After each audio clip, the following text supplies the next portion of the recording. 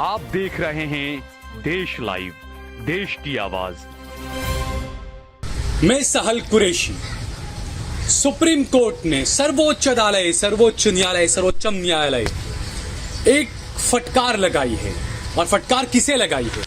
Ashwini Upadhyay supreme court के वरिष्ठ वकील हैं, हमेशा हिंदुत्व को लेकर सुप्रीम कोर्ट में अर्जियां देते रहते हैं। कुछ मामलों में उन्हें कामयाबी भी मिली, लेकिन मौजूदा एक मामला ऐसा है जिसमें उन्हें फटकार लगाई है सुप्रीम कोर्ट ने।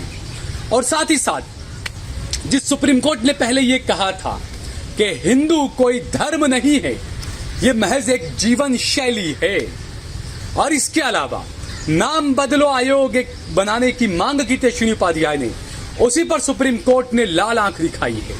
इस खबर के बारे में हम आगे बात करेंगे, लेकिन उससे पहले अगर आपने हमारा चैनल देश लाइव सब्सक्राइब न किया हो तो जरूर सब्सक्राइब कर लें। सोशल मीडिया पर, फेसबुक पर, ट्विटर पर, इंस्टाग्राम पर भी आप देश लाइव को जरूर फॉलो करें। सहल कुरैशी और सहल कुरैशी ऑफिशियल के पेज को भी आप फेसबुक पर, इंस्टाग्राम पर, ट्विटर पर जरूर फॉलो करें।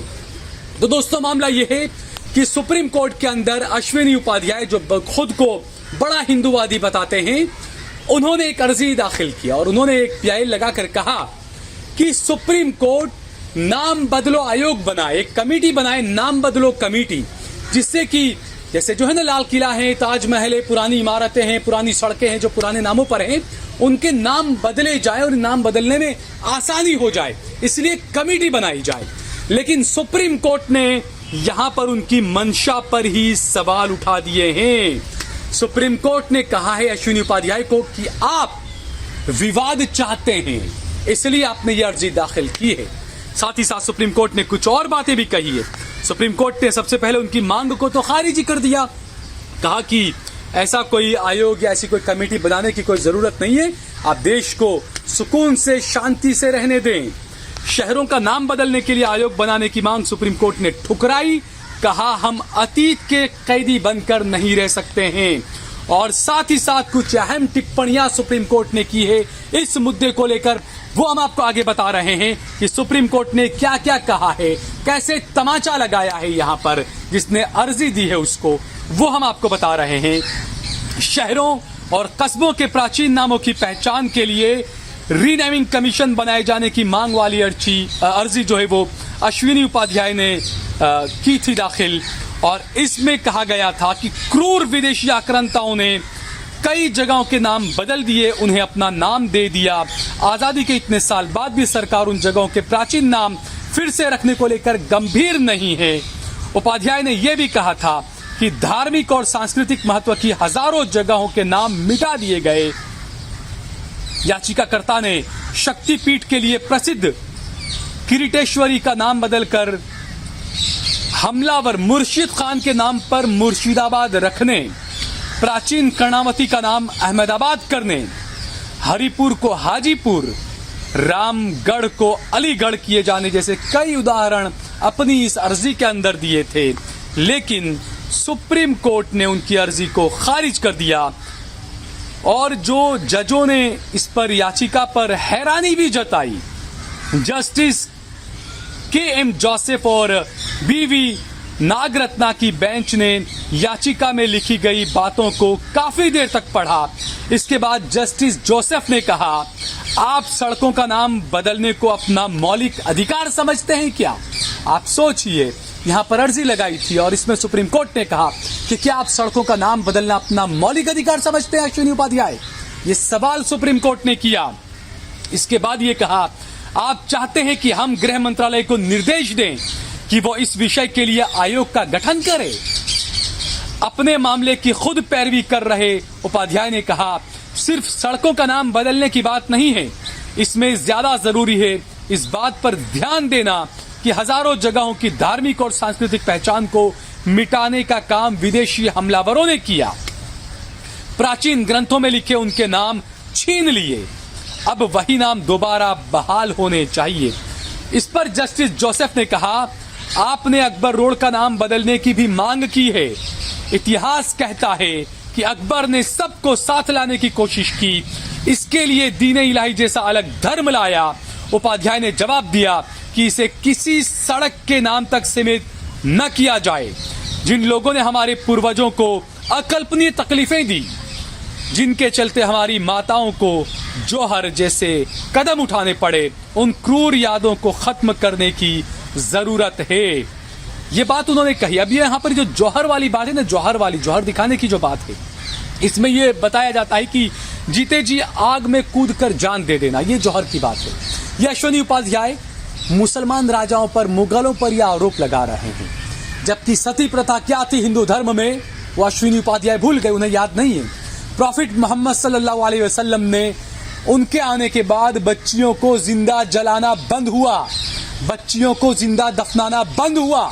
वो रहमतुल लिल आलमीन जिन्हें कहा जाता है, प्रॉफिट मोहम्मद सल्लल्लाहु अलैहि वसल्लम, ये दिन उन्होंने सिखाया, जिसको आपको दूर दूर तक कोई नॉलेज ही नहीं है उसके बारे में।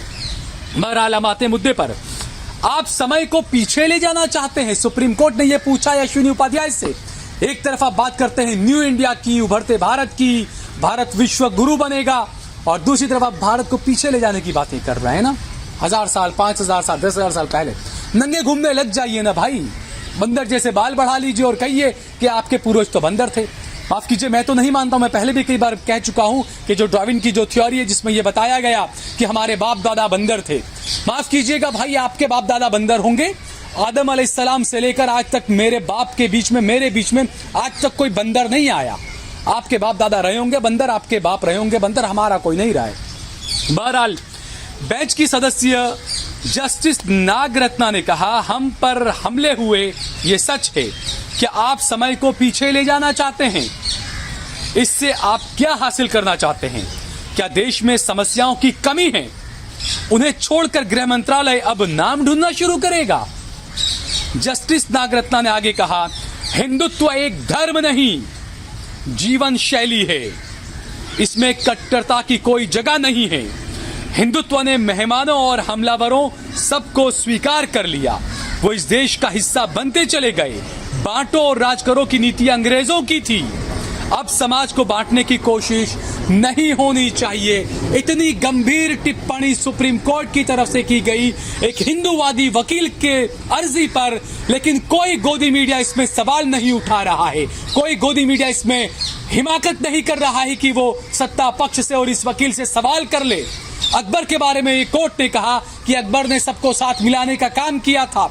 आप तो मुगलों को गाली देते हो, लेकिन कोर्ट कुछ और कह रही है, देश की सर्वोच्च न्यायालय कुछ और कह रही है। क्या आप इन जजों को भी आप आतंकवादी कह देंगे, देशद्रोही कह देंगे इन जजों को भी आप? ये सवाल उठना चाहिए, इस बारे में हम सभी को सोचना चाहिए कि आखिरकार हिंदुत्व के नाम पर इस देश को कैसे जहर में डुबोया जा रहा है, खाई में धकेला जा रहा है। सुप्रीम कोर्ट ने कहा, क्या देश में और कोई मुद्दे नहीं बचे हैं जिन पर बात हो? क्या गृह मंत्री और गृह मंत्रालय यही काम करेगा, आपके पुराने नाम खोजेगा सबके?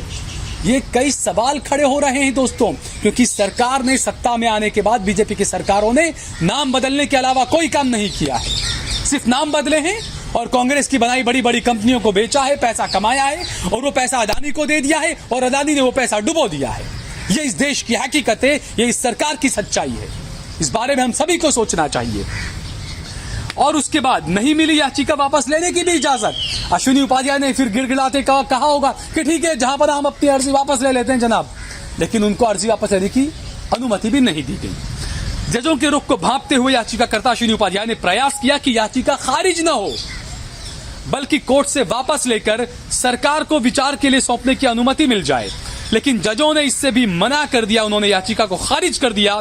जस्टिस जोसेफ ने अहम टिप्पणी करते हुए कहा, आप सिर्फ मुद्दा गर्म रखना चाहते हैं, धर्मनिरपेक्ष संस्थाओं से ऐसा कुछ करवाना चाहते हैं जो धर्मनिरपेक्ष नहीं है। हमारा स्पष्ट मानना है कि हम अतीत के कैदी बनकर नहीं रह सकते, इस बात की अनुमति नहीं दी जा सकती कि दुखद अतीत आज के भाईचारे को खत्म करे। अब ये बीजेपी के नेता, ये बीजेपी के सांसद, ये बीजेपी के मुख्यमंत्री जगह जगह खड़े होकर औरंगजेब को गालियां देते हैं, अतीत की बातें कर मौजूदा भारत को तोड़ने की बात करते हैं। कोई माइका लाल खड़ा होना चाहिए इन टिप्पणियों को लेकर।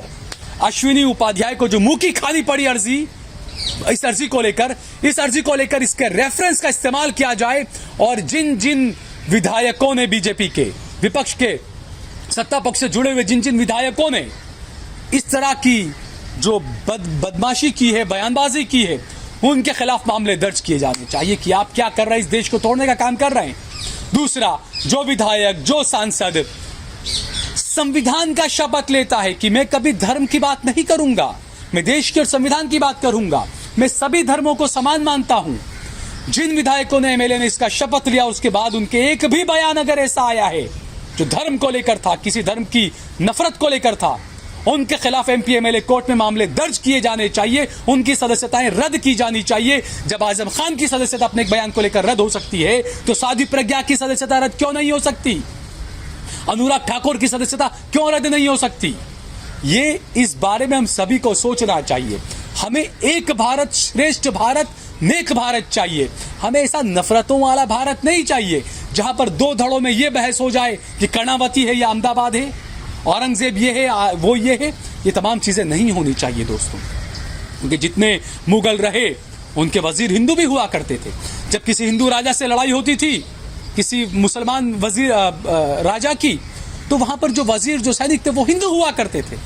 तो ये हिंदू मुसलमान की लड़ाई नहीं थी, वो साम्राज्य की लड़ाई हुआ करती थी। लेकिन अभी के जो नेतागण आकर बैठ गए, जो 10वीं फेल, 8वीं फेल, 5वीं फेल, जिनकी डिग्री भी बतानी फर्जी बताई जाती है, वो लोग देश को कुछ और इतिहास पढ़ा रहे हैं, वो लोग देश को कुछ और इतिहास बता रहे हैं। वो लोग देश को बता रहे हैं कि हिंदू मुसलमान की लड़ाई हुआ करती थी, जबकि वो लड़ाई हिंदू मुसलमान की नहीं हुआ करती थी। वो लड़ाई अपनी सत्ता के साम्राज्य को लेकर हुआ करती थी। वही सत्ता जिसको मोदी हथियाना चाहते हैं, वही सत्ता जिस पर मोदी काबिज होकर बैठे हैं, वही सत्ता जिस पर मोदी चाहते हैं कि 50 साल तक मैं राज करूं, और इसीलिए फूट डालो राज करो की राजनीति नरेंद्र मोदी और बीजेपी कर रहे हैं। इस बारे में हम सभी को सोचना चाहिए।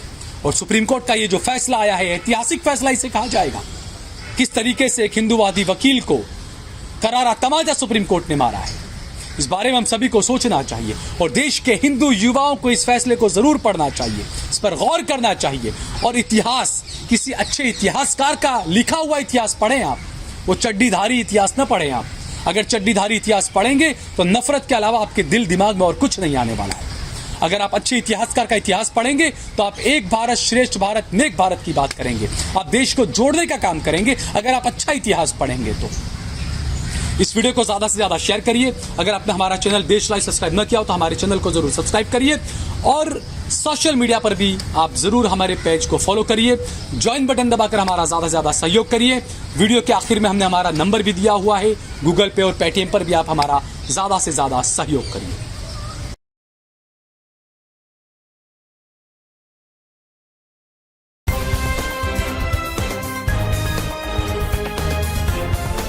देश और दुनिया की तमाम छोटी और बड़ी खबरों के लिए हमारे चैनल को सब्सक्राइब करना न भूलें और बेल का बटन जरूर दबाएं।